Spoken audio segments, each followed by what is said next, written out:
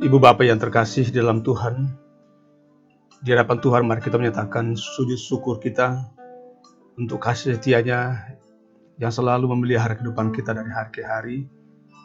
Hingga pada malam ini kita berjumpa lagi dalam sapaan kasih dan ketukan cinta Tuhan dengan merenungkan firman Tuhan dalam penekanan tema yang mengatakan kemurahan Tuhan melampaui pemberontakan kita. Ulangan 9 pasal 4 hingga ayat yang kelima mengatakan, janganlah engkau berkata dalam hatimu, apabila Tuhan Allahmu telah mengusir mereka dari hadapanmu, karena jasa-jasakulah Tuhan yang bawa aku masuk menduduki negeri ini. Padahal karena kefasikan bangsa-bangsa itulah Tuhan menghalau mereka dari hadapanmu. Bukan karena jasa-jasamu atau karena kebenaran hatimu engkau menduduki negeri mereka, tapi karena kefasikan bangsa-bangsa itulah Tuhan Allahmu menghalau mereka dari hadapanmu, dan supaya Tuhan menepati janji yang diikrarkannya dengan sumpah kepada nenek moyangmu, yakni Abraham, Ishak, dan Yakub.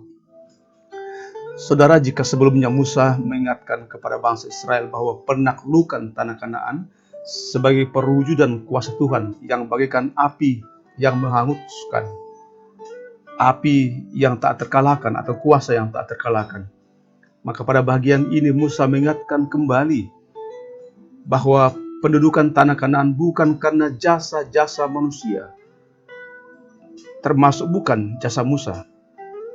Saudara, di sini Musa hendak mengajarkan dua hal. Pertama, jasa-jasa. Dalam bahasa Ibrani-nya sedekah atau sedekah, yang artinya standar moral yang sesuai dengan standar kebenaran Allah. Dapat juga berarti sebagai kebenaran hati atau lurus hati atau integritas.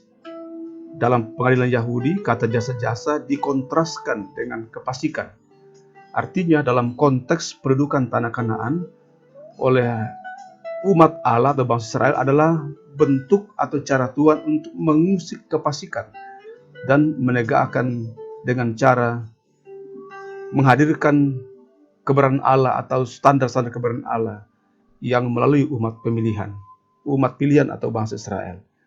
Itu berarti misi Allah bagi umatnya, termasuk bagi kita sebagai umat Allah di masa kini, terus dipanggil untuk melawan dan meninggalkan kefasikan dan terus hidup di dalam kebenaran Allah.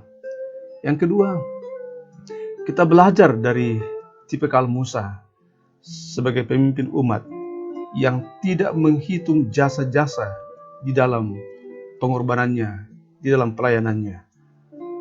Ini bentuk spiritualitas Musa yang merendahkan diri, atau bentuk spiritualitas mengosongkan diri seperti Yesus Kristus. Karena itu, masihkah kita berani menyombongkan diri jika ada sedikit kelebihan pada diri kita? Firman Tuhan mengingatkan kita, hanya kemurahan Tuhan sajalah sehingga kita bisa memasuki setiap keberhasilan, kita bisa menikmati dan merasakan setiap kesuksesan. Hanya kemurahan Tuhan sehingga kita boleh melampaui banyak pergumulan dan tantangan dalam kehidupan ini. Hanya kemurahan Tuhan sajalah yang melampaui pemberontakan kita. Tidak ada yang bisa kita andalkan selain kemurahan dan belas kasihan Tuhan. Mari kita berdoa. Syukur ya Tuhan, karena kami mendapatkan kemurahan-Mu. Kami diizinkan memiliki dan dimiliki. Memiliki Tuhan dan sebaliknya. Memiliki tanah, rumah, pekerjaan, anak-anak cucu, kesehatan, kejujuran. Mampukan kami melawan setiap bentuk kefasikan. Berikanlah kami juga kerendahan hati, supaya kami tidak binasa atas godaan kesombongan yang bisa dipakai iblis untuk menjatuhkan kami. Hari ini kami begitu lelah setelah bekerja dengan cara baru di era new normal karena pandemi ini. Segera sudah ini kami akan beristirahat menikmati tidur malam. Kasihanilah kami, terkhusus bagi orang tua kami bagi kami yang bergumul karena sakit, bagi yang merawat keluarga, jemaat-Mu di berbagai perjuangan masa depan.